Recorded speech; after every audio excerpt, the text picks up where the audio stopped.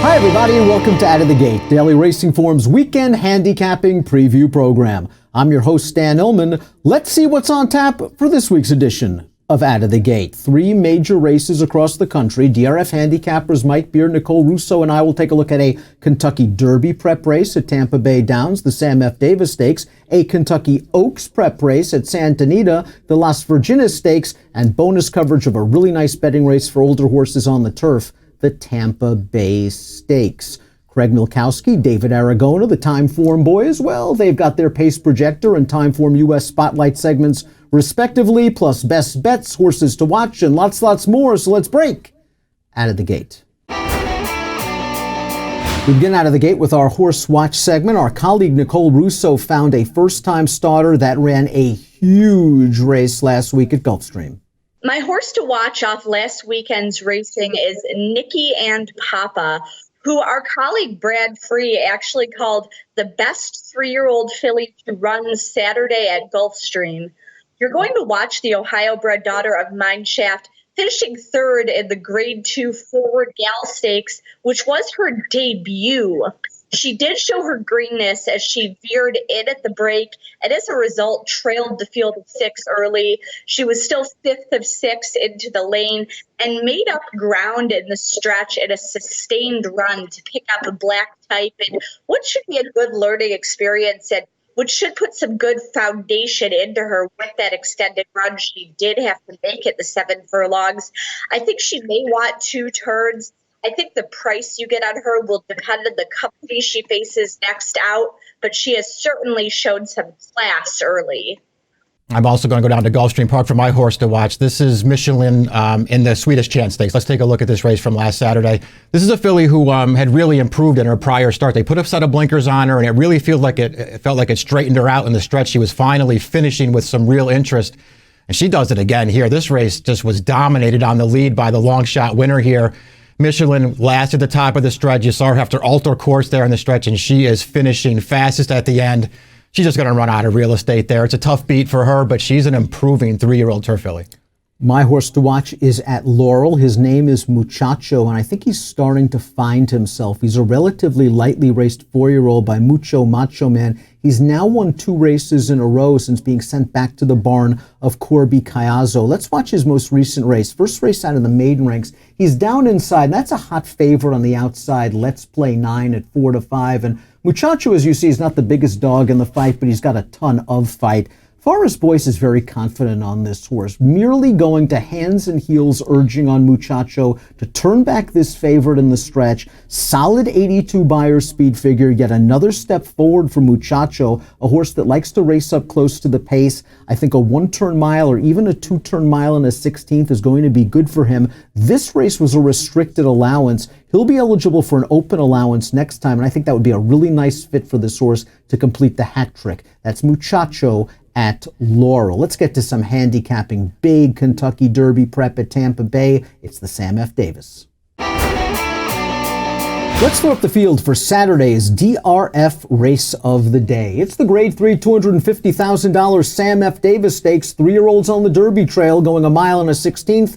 Carded as race number 11 at Tampa Bay Downs. You can download free formulator past performances for this race on the Race of the Day event page at DRF.com. And for expanded stakes previews of all the major stakes races this weekend, head on over to video.drf.com or the Daily Racing Form YouTube channel. The discussion, Mike, must begin with your morning line favorite, Independence Hall. He is 3 for 3. He has shown a ton of ability, triple-digit Beyer ability 2 starts back. And while he regressed on the Beyer scale last time out, he got it done. Yeah, listen, he's left no doubt so far on any one of his 3 starts, and that includes this Jerome, which we'll look at going back to New Year's Day right now. He is going to win without that much fuss in the stretch. He's never really threatened from here to the wire as he just moves away from the 2 horses chasing him. Worth pointing out that even though his Beyer regressed, he did act up pretty badly in the paddock before this race. He did not break well from the gate at all, but he recovered. And it's just another easy win for this horse, Daniel. Feels like he's got a ton of talent. So what are the holes? First time 2 turns, maybe the fact that he is a little bit of a bad actor and this is going to be a new situation for him down at Tampa Bay? Yeah, I mean, I think you always want to be open to a short-priced favorite having to run into some roadblocks and stretching out around 2 turns so far. Listen, you don't know if he's going to handle it. You don't know how far he wants to go. He certainly can get a mile. Can he get farther?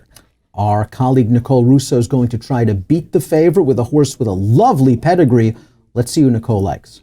This weekend's Kentucky Derby points race, the Sam Davis, is really interesting if you're a student of pedigrees. Of course, last season we had a strong class of freshman sires, and their respective first crops have continued on well as they've turned the corner from age 2 to 3. As one example, last weekend, runners by first crop stallions won 4 of the 6 total Derby and Oaks points races contested, led by Tiz the Law's victory in the Holy Bull.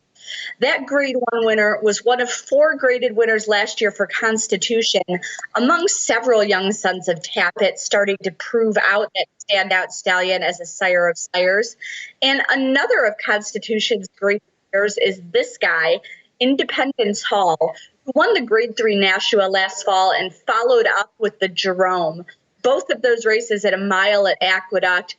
I like the foundation of this colt, who should want to keep going longer.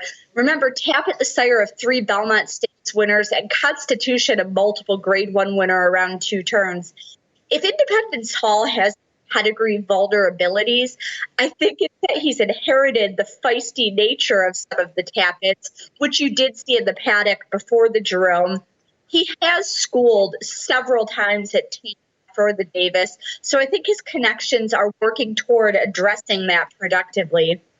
Another set of Tapit who was among last year's standout freshmen, Tapiture, represented by a first crop starter in the Davis, and Premier Star, who is drawing some attention.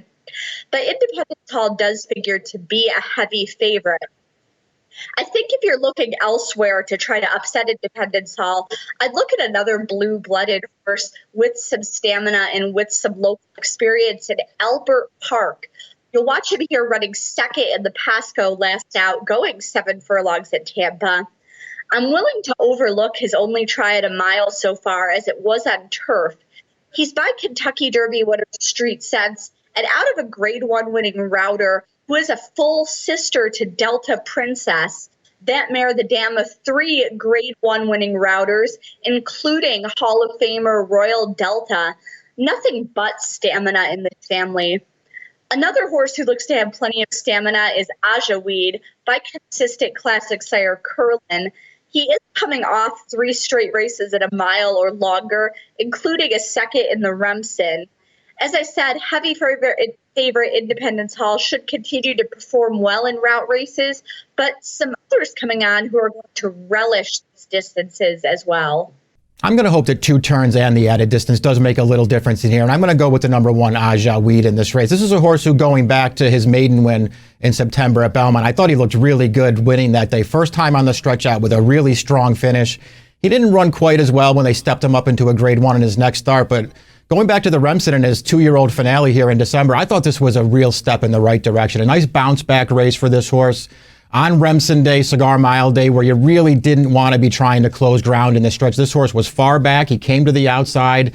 I really like the run he puts in here, though. Danny's making ground every step of the way on this front-running winner. This was a real step in the right direction for a horse who has a ton of upside and is supposed to really appreciate the distance. And again, up against the track bias that day, a nice effort, and he's always shown a little bit of ability. He actually ran pretty well when beaten double digits in the Breeders' Futurity. My top pick in here has already won twice around 2 turns, albeit on turf. He made his dirt debut last time out. He ran quite fine. As a matter of fact, in this field's best last Beyer speed figure. It's Solo Volante, and we'll go back to the Mucho Macho Man Stakes, going a 1-turn mile at Gulfstream. Out sprinted early, moved up along the inside on the turn. He's angling out in the stretch. These are 2 talented horses battling it out for the lead, and Solo Volante is not losing any ground. In fact, he's gaining a little bit.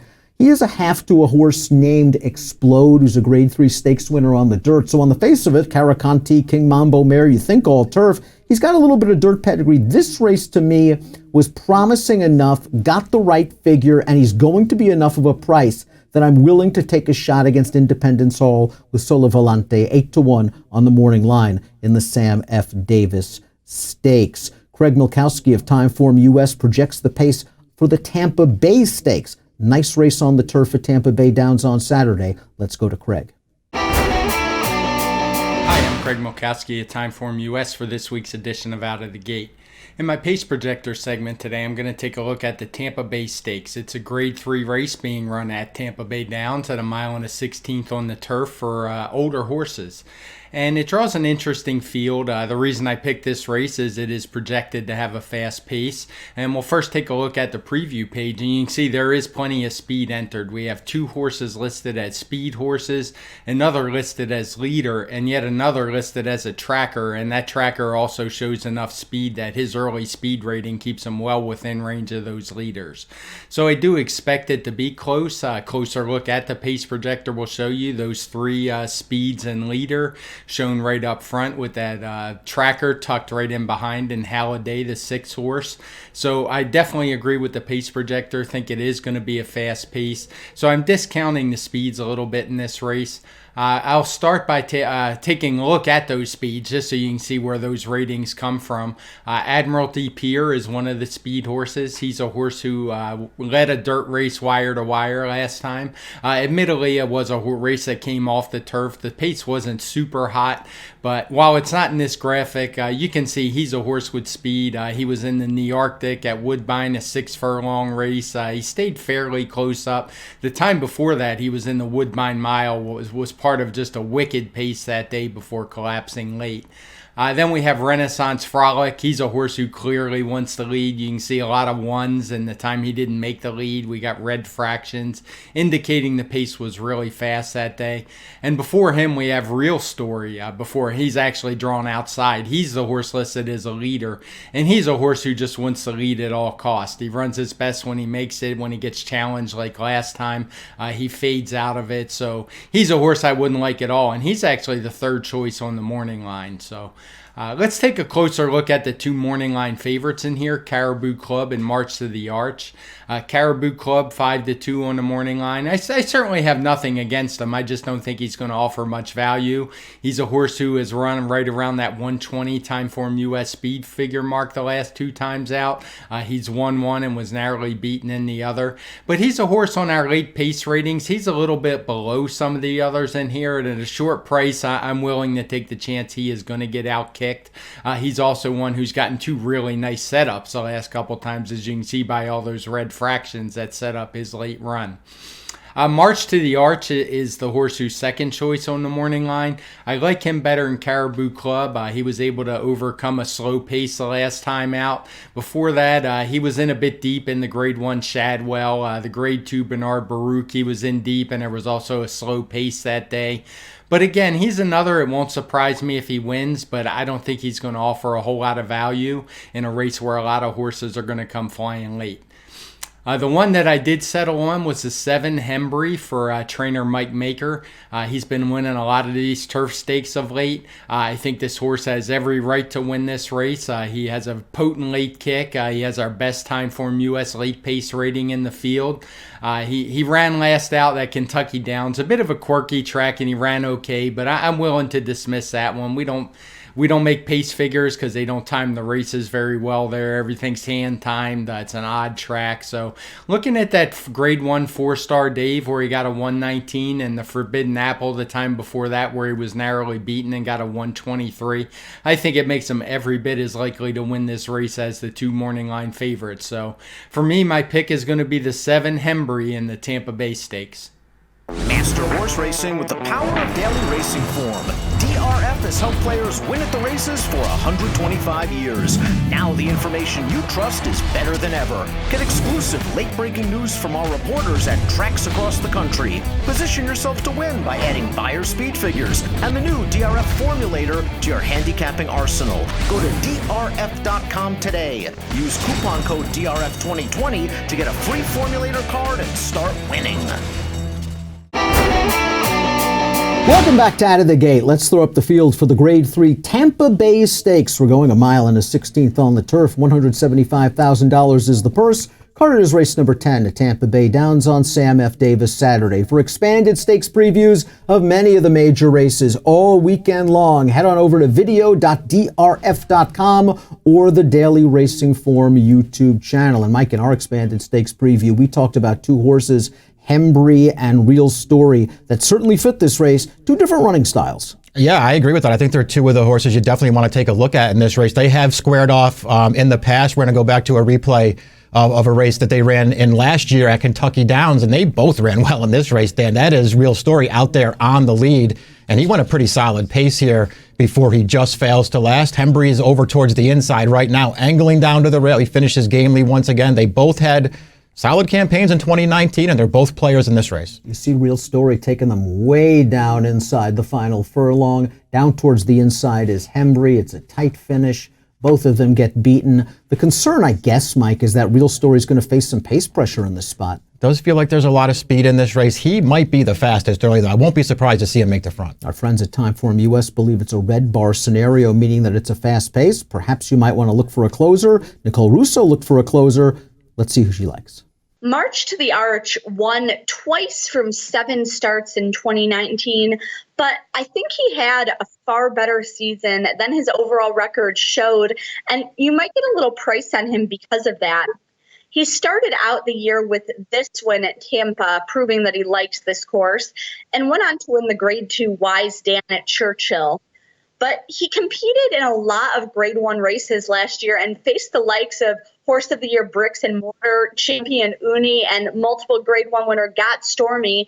And I think he was just a touch outclassed by the likes of those, and perhaps running at distances and on softer courses that weren't quite his preferred trip. Still showed himself well, running 4th here or 5th there, and really running his race every time. He got a brief freshening and dropped back in class and defeated Statebreds in the Sunshine Millions turf to start this season. And I think he could be sitting on a nice effort here. I wouldn't leave him out of any of your wagers in this race. And I think you also have to use Caribou Club, who has won 4 of his last 7, including this win in the Baltimore-Washington Turf Cup at Laurel. One of those losses, he was only beaten a neck, and the other 2 were in ambitious Group 1 placings, including a trip over to Maidan. Now, it'll look like he has a recent gap in his work tab, but that's because they were working him at home at Glen Hill Farm, which you can find some video of on owner Craig Burnick's social media. He's galloping up hills at a good clip, which is so good for a horse's fitness. This horse is dead fit. He's a game horse in a dog fight. He's another who I think really fits in this race in terms of placement, and it should be a good starting point for another productive season. Well, I looked for a closer too, and I landed on the same closer Nicole landed on. I like March to the Arch in this race, Dan. I like everything that he did last year in 2019. I thought he had a rock-solid campaign.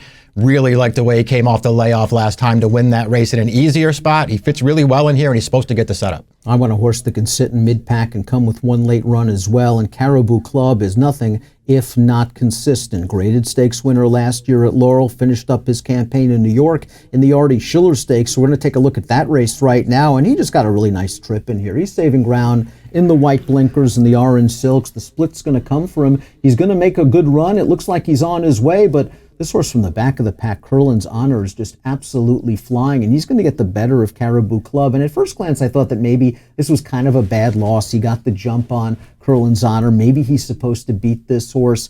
I just think he's very, very consistent, and that's his greatest attribute. He has run some fast races in the past. He's going to get the right pace. He's in the right hands with Tommy Proctor. Hoping Caribou Club drifts a little bit off that 5-2 morning line. He fits better in the 3-1 or 7-2 range. Kentucky Oaks prep on Saturday at Santa Anita is the Las Virginas Stakes. It's coming up next on Out of the Gate.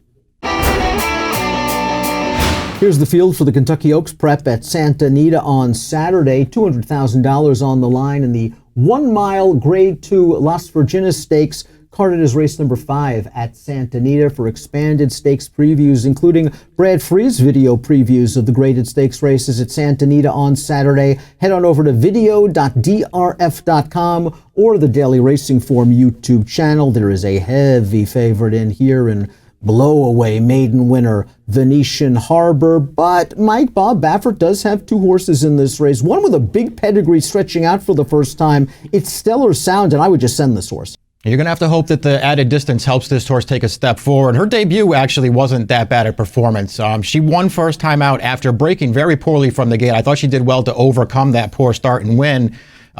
Since then, in a couple of stakes races, she hasn't been really all that competitive. We'll look at her most recent start. This is last November. The horse on the lead here, Lucathea, just got right to the front. She's a really fast horse at 2-5.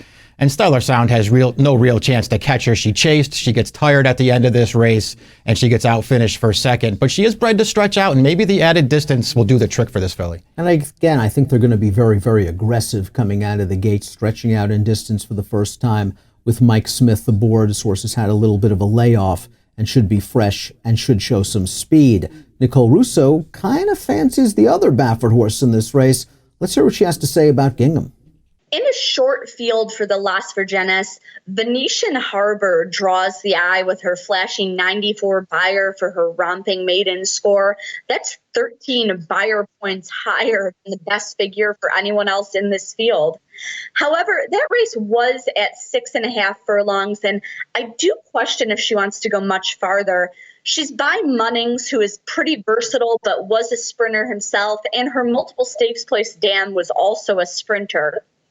Bob Baffert has two fillies in this race with more distance-oriented pedigrees, and both are getting away from their multiple grade-winning stablemate Fast and some other divisional standouts. Of those two Baffert trainees, I prefer this one, Gingham. I like the foundation in her, as she has made all 6 of her starts at a mile or longer, finishing on the board the majority of the time. She's one of 3 in this field to win at the mile distance, along with Calbred Stakes winner Chula Lips and Go Big Blue Nation, who is picking winners for the first time. Gingham is by the outstanding filly sire Quality Road, who is the sire of Kentucky Oaks winner Abel Tasman and other top-level route winners. And her dam is a full sister to the turf router Sonata. Now, stablemate Stellar Sound should also appreciate stretching out. She's by Tappet, the sire of a Kentucky Oaks winner in Untappable, and the sire of 3 Belmont Stakes winners. Stellar Sound is a half to Santa Anita Oaks winner Luminance, and her second dam is Alabama winner and multiple stakes producer Versailles Treaty. I don't think I'm going to try and beat this short price favorite in here, Dan Venetian Harbor. She just looked too good to me winning last out. We'll throw up her maiden win right now. She debuted sprinting on turf, which sort of makes sense considering when you look up her dam, who really was a turf sprinter. I can understand why they debuted her on the turf, but they switched to dirt for this race. And I don't know what to say about this, Dan. She never gets set down in the stretch, and she just rolls away from this field. Now, this was a dominating performance, to be sure. Geared down in the final 70 yards. 94 Beyer speed figure for only her second lifetime start. She has speed. I don't think she's a need the lead type. I think if someone else wants to make the lead, she'll give it to them. She's going to have to do it around 2 turns for the first time, but the way she won last time out, I'm with Mike. I don't really want to have any money in against the number 4 Venetian Harbor, who's my top pick as well in the Las Virgenes Stakes. David Aragona's been on fire lately with his selections in the Timeform US Spotlight. Let's see who he likes on Saturday. So for this week's Timeform US Spotlight, I'm going to take a look at the 7th race at Aqueduct on Saturday. It's a non-winners of 1 allowance race going 6 furlongs. Field of 7 horses in a pretty competitive group. Let's start by taking a look at the Timeform US pace projector for this race, and you'll see while there are 7 horses, there's a coupled entry, so actually just 6 betting interests. The horse that's likely to be on the early lead is the number 6 Ready to Escape. This is one who's had some gait issues in the past, but when he breaks alertly, he's just quicker than the rest of these horses, and he's likely to make the front here. We'll see how far he could go, because there are a lot of stalking types in here who will be jockeying for position in behind Ready to Escape going down the backstretch. Those include horses like both Has of the Entry, Dark Money and Clench, as well as Morning Breeze, the number 3, and the number 2, Blind Willie McTell. So it'll be interesting to see how these horses stack up behind that likely pace setter Ready to Escape. The favorite in this race, I would think, is likely to be the number 1A, Dark Money, as the entry is likely to take quite a bit of play in this race. Dark Money, though, you would think is the stronger half of the entry based on his recent performances for Rudy Rodriguez. I've never been this horse's biggest fan. I know that he's won quite a few races in recent starts, actually 4 of his last 6 and 3 of his last 5 since getting claimed by Rudy Rodriguez. My issue with him, though, is his speed figures don't really stack up that well against a lot of the other top contenders in this race, and he's benefited from some very favorable circumstances in some of his recent victories. That was especially true last time when you see those blue color-coded Timeform US pace figures indicating that the pace was slow. He was just allowed to walk on the lead that day and sprint home. Nobody really had a chance to catch him. He's going to face a much more taxing pace scenario in this race and some stiffer competition, so I prefer others. I think the horse to beat is actually the number 2, Blind Willie McTell. This horse was just really effective in sprint races going back to last winter and early spring. I know he is facing straight 3-year-olds in all of those races, but he was still earning some speed figures that put him right in the mix here, and he really wouldn't have to improve at all on that form now as a newly turned 4-year-old to be competitive against this group. Linda Rice tried him in a couple of 2-turn route races towards late spring and last summer in the New York Derby and the Albany. He's just not a 2-turn horse, so I don't really care about those races. He still ran pretty well in there, all things considered, because they were honest paces that he was contesting, and he just faded at the end. He should love getting back to 6 furlongs, and we'll just see if he's ready to go off the layoff. I don't like taking horses at short prices off long layoffs, but I do think Blind Willie McTell is the horse to beat.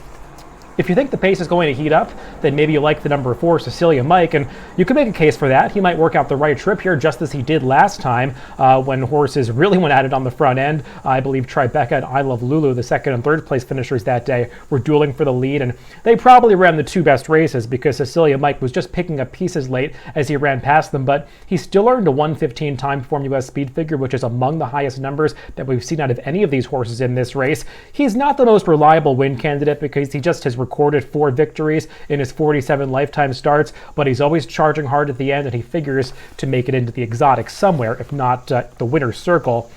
I'm going to take a shot against these favorites and go with the number 3, Morning Breeze.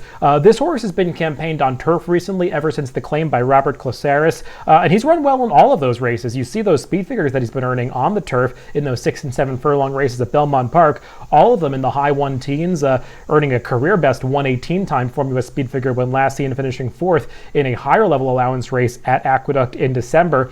He ran well that day, dueling for the lead through honest fractions, just got cut down late by a couple of really capable turf sprinters. He's going back to dirt now, and I know his 2 most recent dirt efforts are not going to get the job done here. Those both came at Saratoga over the summer, but in both of those races, he was in events with a ton of early pace. He got badly out sprinted. He's not a horse that wants to be closing from far back. I don't think the pace is going to be quite as hot here, and he can get a more comfortable stalking trip.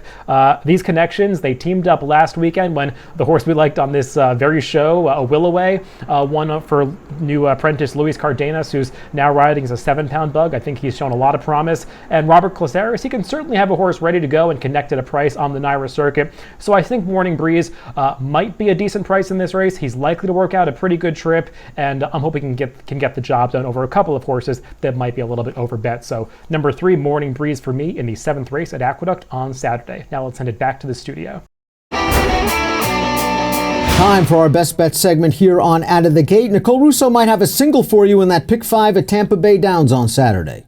My best bet will certainly be a short price runner, but I think Eclipse Award finalist Got Stormy just towers over the field for her 2020 debut in the Endeavor Stakes on Saturday at Tampa. She won 2 Grade 1 races last year, including this course record-setting performance in the 4-Star Dave against males. She placed in 3 other top-level events, including a second in the Breeders' Cup Mile to champion Uni. This is the mare's first start since the first week of December. She shows 4 works for her comeback. I think this race is a starting point for other races down the line, and that they don't want her to have to dig too deep here. That said, I don't think she's been away long enough to have lost too much fitness, and even her B race should be enough to be a standout here. My best bet will be in race number 2 at Aqueduct. It's a maiden special weight for 3-year-old fillies, sprinting 7 furlongs on the dirt. 2 things about this race. First of all, I don't really like the horses they made the 2 favorites on the morning line. The 4 Halo City, the 5 Common Courtesy just don't do a lot for me. I want to try and beat those horses. I want to try and do it with Pure Wow. This is a filly who debuted all the way back in July at Saratoga. Well, look at her career debut here, going 5.5.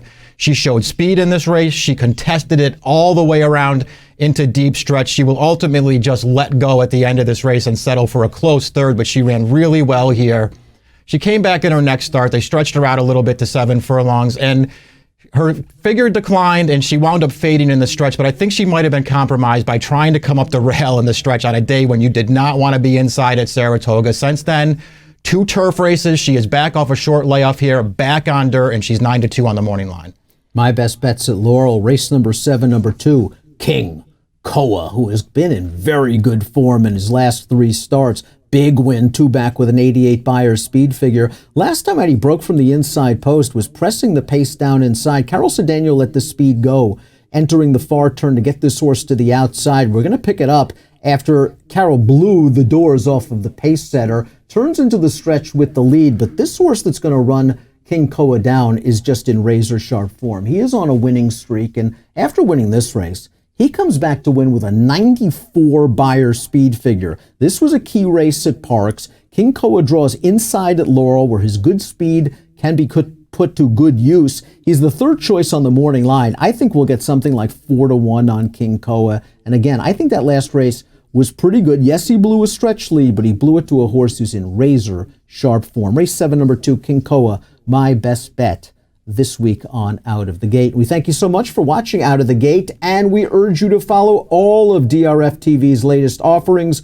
Please follow on Twitter at DRF Video, and for the latest news and notes from America's Turf Authority Daily Racing Forum, please follow on Twitter at DRF Inside Post. That's it for this week. Best of luck when your horses break out of the gate.